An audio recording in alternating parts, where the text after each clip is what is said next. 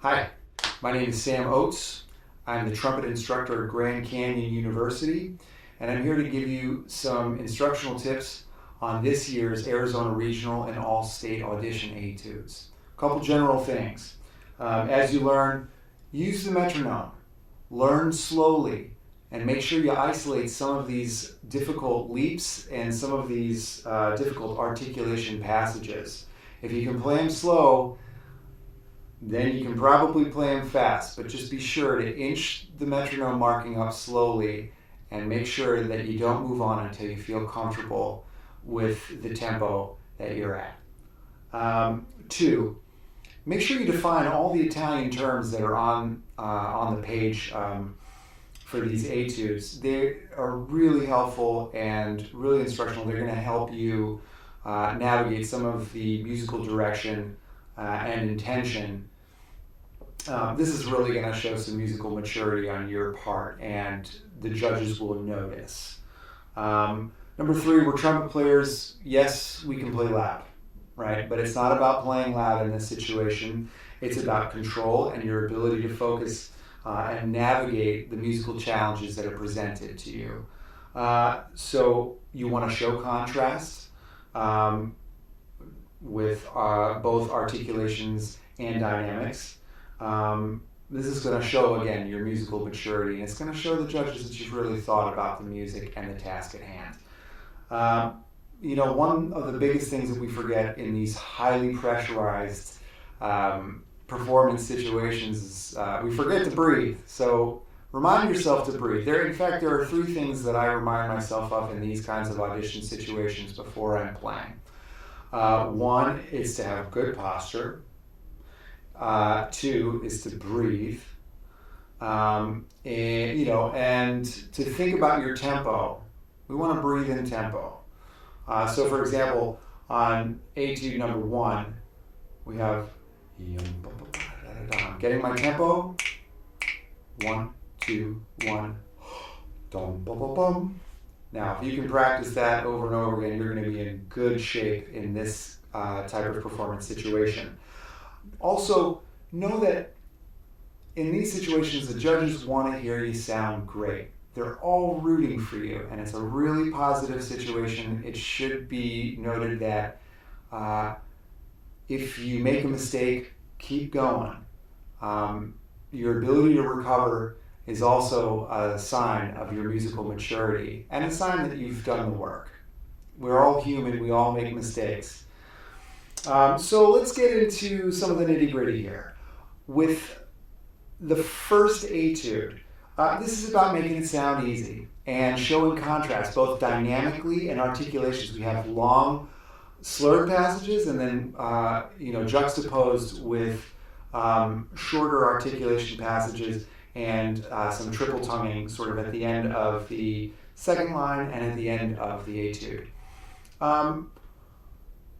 We want to be sure not to, in some of the descending, a little trumpet issue, as we're descending on some of these slurred passages, we want to make sure not to push down through the register. This is going to make the trumpet go flat, and a flat trumpet doesn't sound good to anybody's ears.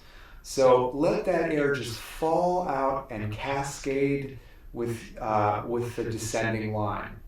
For the second etude, this is about playing smooth and connected in the key of B flat minor, which may look a little daunting, but learn slow, write in any of the accidentals. If you need to, I write a lot in my music, and it helps remind my little peanut up here of some of the finer points of the key signature. Another thing to note, these grace notes, we don't want to overemphasize them, and just know that they belong to the note that follows.